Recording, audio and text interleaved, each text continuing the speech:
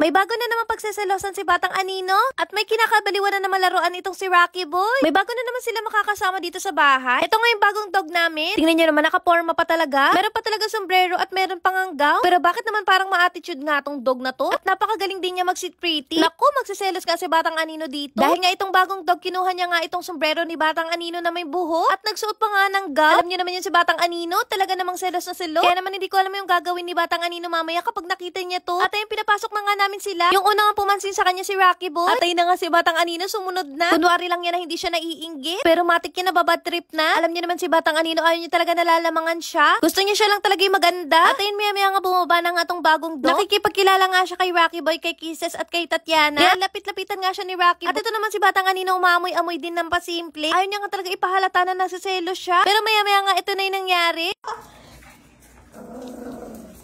Bigla-bigla nga nagsungit itong bagong dog at doon na nga siya nabuko nila Rocky. Sabi nga ni Rocky Boy, si Dos pala to. Akala ko kung sinong babae. Kaya naman tingnan nyo, kinutong-kotongan niya nga si Dos. At ito na nga si Batang Anino nag-i-start na sa kanyang pagsaselo. Nag-iisip nga siya kung ano pwede niyang gawin. Naku, kilala niyo pa naman to kapag nagsaselos talagang nagwawala. Ayun na nga, iniisip niya kung anong gagawin niya para magpapansin. At maya-maya nga nagulat kami, nasa salamin na naman. Tinatanong niya siguro kung kapalit-palit daw ba siya. At kung bakit nga daw ako naghahanap pa ng iba, nandiyan naman daw siya. Maya-maya nga inaaway niya na talaga yung sarili niya. Alam niyo ba, halos sa buong araw, ilang beses talaga siya bumabalik-balik dyan. Hindi ko na nga ma-videohan kasi paulit-ulit lang naman talaga yung ginagawa niya. At ayun, sa sobrang bad trip nga niya doon sa bagong dog, bigla na lang niya inaway yung sarili niya sa salamin. At sinasabi nga namin sa kanya na prank lang yun, si Dos nga yun. Kaya naman akala namin, tumigil na.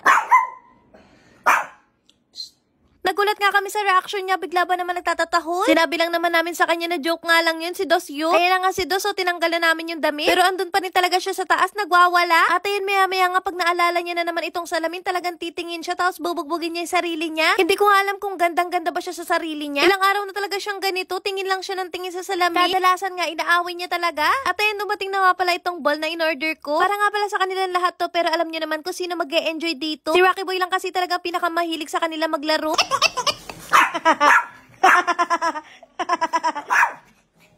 O diba, talagang parang hawak-hawak ko pa nga lang gusto ng kunin. At ito nga si Batang Anino nakikiagaw. Ito nga si Rocky Boy, ayaw talaga magpahiram kahit anong gawin ni Batang Anino. Mahigpit nga yung pagkakahawak niya dito sa bola kasi ayaw niya talaga magpahiram. Kaya naman si Batang Anino inaasar-asar nga siya. O diba, talagang inggit na inggit si Batang Anino. At si Rocky Boy naman ayaw niya talagang ipahiram kasi nga bago. Kaya naman si Batang Anino sa sobrang pikon, ako na lang yung kinagat-kagat niya. Habang si Rocky Boy nga ina-enjoy niya yung laruan niya. At dahil ayaw niya nga magpahiram, ito kinuha ko nga si Bunny para nga ipahiram niya kay Batang Anino yung bola. At ayun, habang pinapalaro ko nga kay Rocky Boy si Bunny, ito naman si Batang Anino, talagang ine-enjoy niya yung bola. Hindi nga niya kayang patunugin kasi mas malaki pa talaga sa mukha niya yung bola. Medyo malaki nga to nabili kong bola, dapat pala maliit lang. Kaya naman ayan, hirap na hirap nga silang kagati. At ayun, maya-maya nga kinuha na nga ni Rocky Boy itong bola. Hanggang tingin na nga lang si Batang Anino sa kanya habang naglalaro. Kaya naman umalis na lang si Batang Anino. Share ko nga sa inyo itong mga products namin. Ito nga pala yung KND Detangling Spray. Gamitin mo to kung madaming buhol yung fur babies mo. Spray mo lang siya sa may buhol tapos i-brush mo, matatanggal na. Next naman itong pantanggal ng buhok sa tenga. KND Ear Powder. Makakatulong ito para mabilis nga mabunot yung buhok nila sa tenga. Ito kasi yung dahilan kung bakit bumabaho nga yung tenga nila. Pag natanggal mo na yung buhok, ito naman yung gamitin. KND Ear Cleaning Solution. Ito naman yung magtatanggal ng dumi sa loob ng tenga nila. At tatanggal din ito yung mabahong amo. Nakakatanggal din ito ng ear mite. At nakakapagpagaling ng mga maliliit na sugat sa tenga. Kung gusto mo umorder nito, nasa comment section.